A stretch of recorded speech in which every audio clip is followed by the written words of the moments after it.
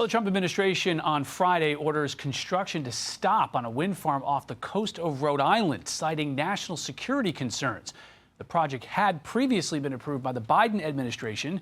This comes after President Trump slammed New Jersey high energy prices on offshore windmills. Here with me now, the Environmental Protection Agency's administrator, Lee Zeldin. Administrator, thanks for joining us. Great to be with you. So what's behind this? I know this is more of an Interior Department thing, but what's the problem with this wind farm in Rhode Island?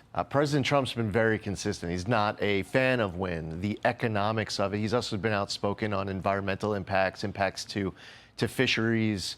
And we saw a Section 232 decision for an investigation out of Commerce, which was news over the course of the last day or two, looking at windmill imports from out of the country and analyzing whether it's a national security threat. So now you add the national security impact with that decision from Commerce.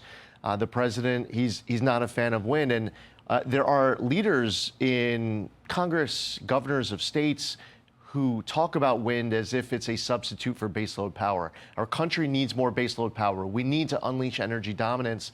And it's just not an honest approach to this entire energy conversation if we start acting as if wind is going to be a substitute for all these other things. We need more natural gas. We need to build more pipelines. Coal plants are essential for states and regions across the country. We have to be smart about our energy policy. And President Trump's been pretty darn consistent about it the whole time. Mm-hmm. You know, but you look at what this does. This project was apparently largely almost finished.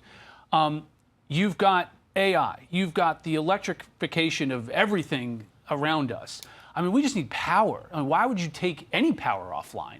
Well, we certainly need a lot more baseload power. Intermittent sources of energy are more unreliable.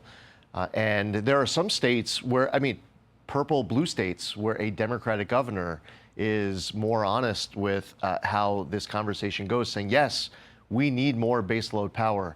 We need more reliable power. I was just in New England where they rely on foreign sources of energy, where they can use more natural gas. Well, Williams Pipeline wants to build a pipeline called Constitution Pipeline, delivering natural gas from Pennsylvania into New England. We were just in Alaska with the National Energy Dominance Council, Secretary Wright, Secretary Burgum, where they want to build a liquid natural gas pipeline alongside of the Trans-Alaska pipeline, several hundreds of miles. And we had a bunch of foreign leaders from Asian countries and elsewhere there because they want to be able to tap into it.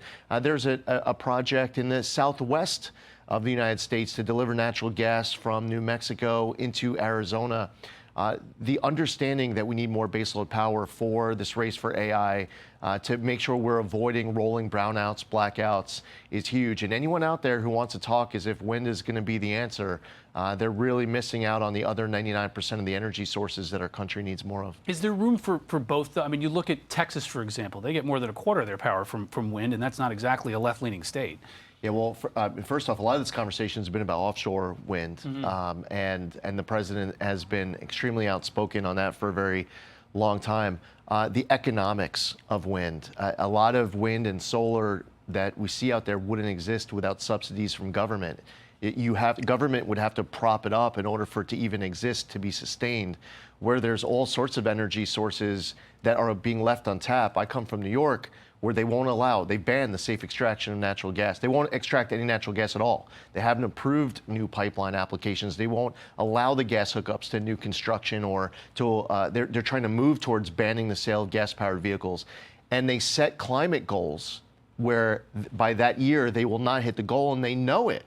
But in trying to hit the goal, they'll cause economic pain for people who can't afford to experience it. So the pendulum needs to be corrected. And President Trump wants to unleash U.S. energy dominance. And at the EPA, we're here for it. We want to help. EPA has the power to gum up the works. We also have the power to speed things up. We're here to get things done as fast as possible. Yeah, and you guys are deregulating. You're doing it quickly. On the greenhouse gas deregulation, there are some concerns that if you roll back the finding that greenhouse gases are detrimental to people's health, that it would make it more difficult for American natural gas to be sold in Europe. Is that the case? Well, first off, we're going to follow the law. And the Supreme Court has ruled in recent years in decisions like Loper-Bright overturning the Chevron doctrine, West Virginia versus EPA, Michigan versus EPA, and other cases, that we get our power from statute, and we have to look at the plain language of the statute. And the very creative interpretation of Section 202 of the Clean Air Act that the Obama EPA used in 2009, the Supreme Court has weighed in and say, you guys can't be getting creative like this.